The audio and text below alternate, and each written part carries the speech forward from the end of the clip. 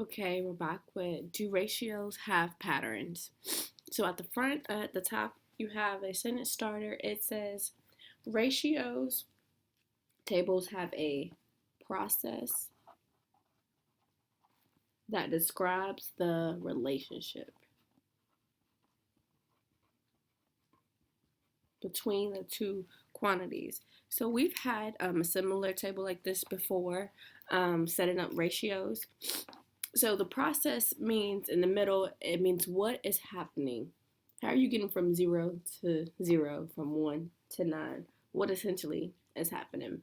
So in this case, if we look on this side, it's like +1, +2, +3, +2. So we're not really having a pattern over here. Over here, I see 0, 9, 27, 54, 72. All of these looks like multiples of 9, okay? And I also see that they skipped 2, but if 2 was right here, this would be 18. So looking for pattern is one thing. So the process that's happening is that oh, sorry guys. The process that's happening is you are multiplying by 9 each time. 0 times 9 is 0. 1 times 9 is 9. 3 times 9 is 27. 6 times 9 is 54. And 8 times 9 gives you 72. So the process, you are multiplying by 9 each time. All right? We call this the value of the ratio. It can be written as an equation. Okay, remember we just finished our EE section learning how to write an equation, looking at it verbally.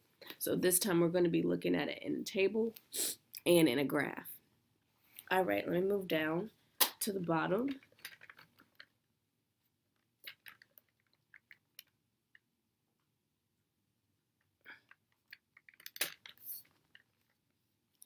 All right. All right, this one talks about use the situation below to complete the table and to write an equation.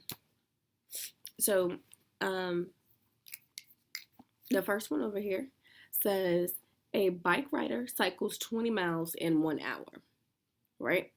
That means every hour it's 20 miles. So when you have 0 hours, are you biking anywhere? Are you going anywhere? You're not. So 0 times 20, because it's 20 miles in every 1 hour. So you haven't went anywhere. If you cycle 1 mile, that's 20 miles. Sorry, if you go for 1 hour, it's 20 miles. 1 times 20 is 20. Now, if we cycle for 2 hours, 2 hours is 2 times 20, because every hour is 20 miles. 2 times 20 is 40. If you cycle for 3 hours, that's 3 times 20, which gives you 60. If you go for 4 hours, it's 4 times 20, and you are at 80. Now at the bottom, it asks for a equation to represent that. And in order to get the number of miles, it's 2 ways. In order to get miles, because that's M and H is hours, in order to get this answer over here, you can say if you multiply the hour times 20, you will get the number of miles. All right? If you multiply the hours times 20, you get the number of miles. That equation is true. Or you can write it as M equals 20H. Remember that the coefficient is first and then the variable. All right, looking at the other side, this one says Tamara receives $38.50 every month. All right, so in 1 month she gets $38.50. In 2 months she doubles that. In 3 months it's the same thing. But one thing you have to take notice to is this is going by 13579. right? So that it's not 1, 2, 3, 4, 5, 6. So you have to make sure you keep in mind. So let's go with the process. If she has 1 month, that's $38.50, and that total is $38.50. Remember, every month she earns that same amount. So if she works 3 months, you're taking 3 times $38.50. All right. When you type this into the calculator, you are at 115.50. 5 months, same thing. 5 still times how much she's getting a month. When you get that answer in your calculator, it's 192.50. 7 months, 7 times 38.50. Same thing. Your answer is 269.50. You guys would use the calculator to get these calculations.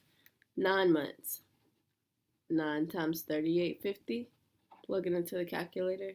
You get $346.50. All right. So similar types, but I mean, this one skipped months and this one did not, but this showing you can still figure out the process without that. All right. So we're looking at T for total save and M equals months. So in order to get the T for total, you can do $38.50 times the number of months, because each month is multiplied by 38.50. All right, so we're going to go ahead and move on to the back.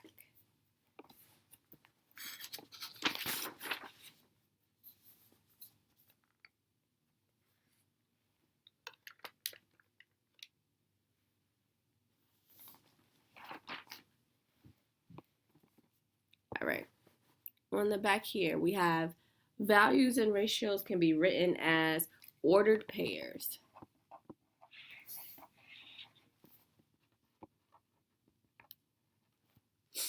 All right, a recipe for oatmeal raisin cookies requires 2 eggs for every 1 dozen cookies. And just to let you know, it are 12 cookies in a dozen. All right, so now what you could honestly do first in this situation, you can write the ordered pairs, right? E and C. E is for egg, C is for a dozen cookies. You have 2 and 1. Your ordered pair will be 2, 1. Next one, you have 4 and 2, 4, 2, 6 and 3. Make sure you have parentheses. 8 and 4. And last but not least, 10 and 5. So I'm just going to go ahead and write my ordered pairs down. Now what you have to do is you have to figure out the process. Now on the side for E, it is going up by 2 each time. All right, but you know, it goes up by 2 because it requires 2 eggs for every 1 dozen. So the process here, you have to look at, okay, the process is 2 to 1. If we were to write that as a ratio, it would be 2 to 1, right? Or 2 over 1. Remember, you can always work backwards. You can figure out the process by dividing your x by your y. So think of it also as x and y in this part. So if you do 2 divided by 1, you get 0.5, 0.5, a half, right? So just think about it. 4 times a half, what's half of 4? 2. 6 times a half will give you 3. So we just found our process to be the number of eggs, 2 times 0.5. You get 1. If you do 4 times 0.5, you get 2. Same thing all the way down. You're doing times 0.5, everything. And essentially, multiplying by a half is saying what's half of that number. What's half of 2? What's half of 4? You're going to get how many dozens in this case. So when you think about your equation to get the amount of cookies, because usually you always are trying to find y, in order to find c, the amount of cookies, you would do the number of eggs times 0.5. Or how we usually write it with the coefficient in the front, it will be C equals 1/2 E. Because half of everything, you're halving everything. Half of the eggs, right? Half of the eggs gives you a dozen. Half of 4 gives you 2. Now on this side, I love the graph right here. We are having the title, which is oatmeal raisin cookies.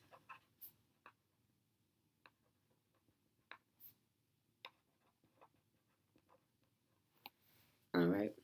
And our X, remember, is the number of eggs. And our Y is dozens of cookies.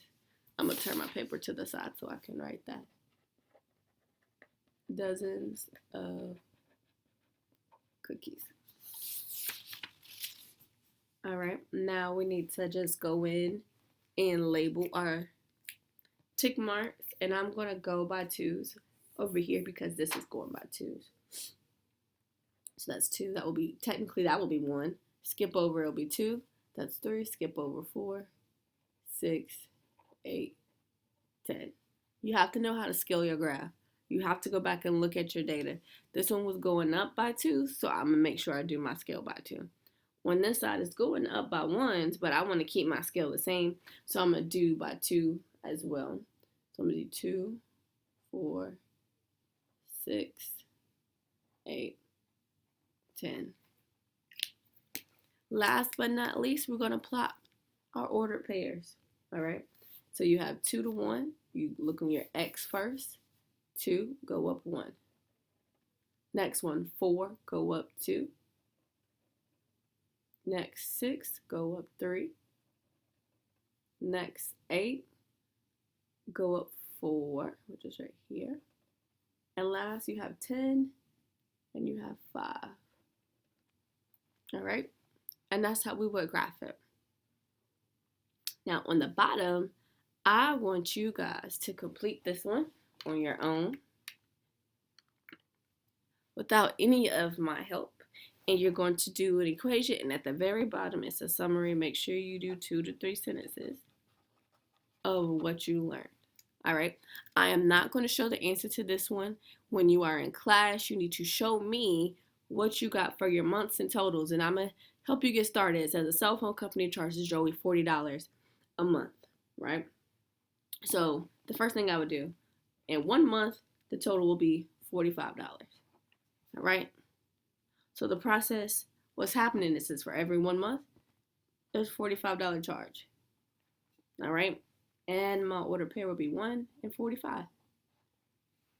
Essentially same thing as the one we did on the back. So if it's 2 months, it'll be 2 times something, then they give you the total, and you can do your order pair. When you set up your graph, this is called cell phone charges.